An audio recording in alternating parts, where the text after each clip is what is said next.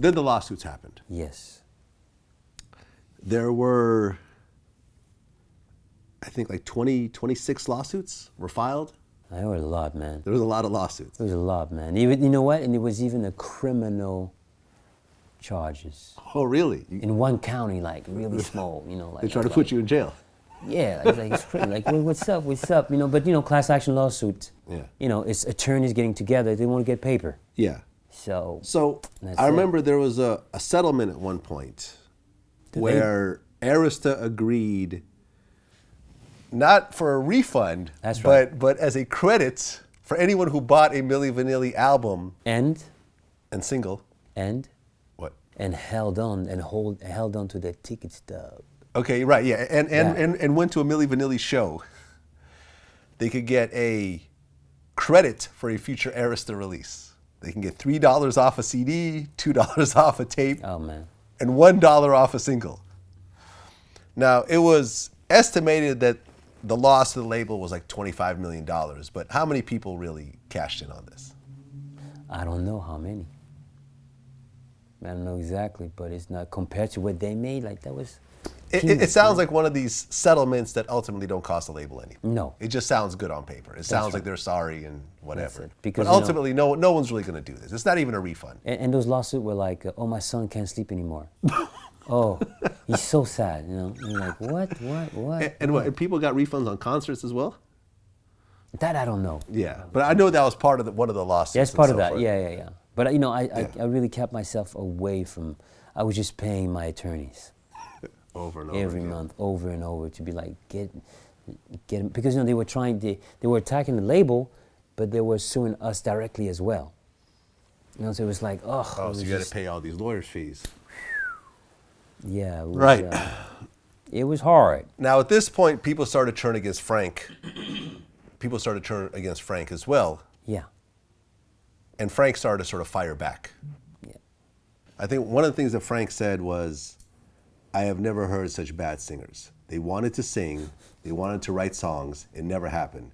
Instead, they went to discos till 4 a.m. and slept all day. All they ever really wanted to do was party. Someone who lives like that can't make good music. Well, the only true thing about that is we were partying.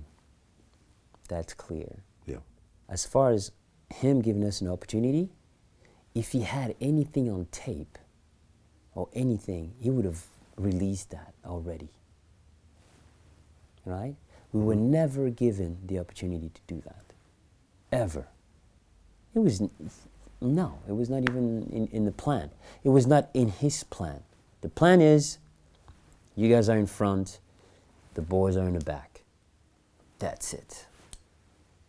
How were the actual singers feeling about this when all this We happened? never met. You never met. He kept everyone separate. Separate. Wow. And we met one of them real short.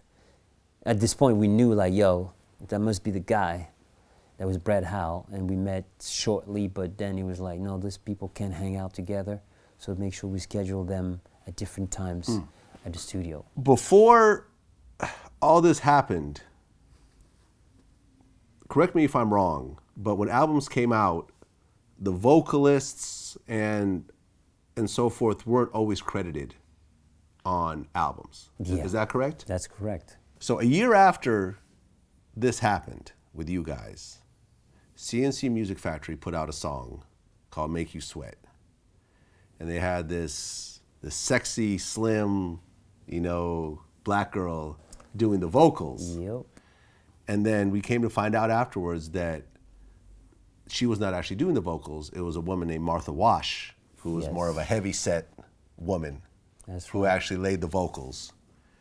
She was part of a group, and they sang "It's Raining Men."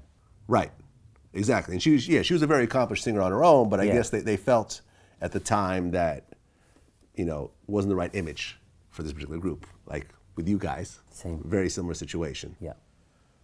She sued CNC Music Factory and I think the label and so forth. Yeah. She won the lawsuit, Of course. of course, She had to. because she wasn't credited at all, I guess. Which is in that. crazy. And I think that lawsuit, after that lawsuit, you actually had to credit vocals on albums. It was mandatory at that point. It actually changed the laws. The results, okay. And I think that was, you guys were sort of part of that whole, I didn't know that. avalanche that sort of happened during that time. Because I guess up to that point, I'm sure this was happening constantly. Yeah. Yeah. For a long, especially in Europe, that was common practice. I didn't know that at the time.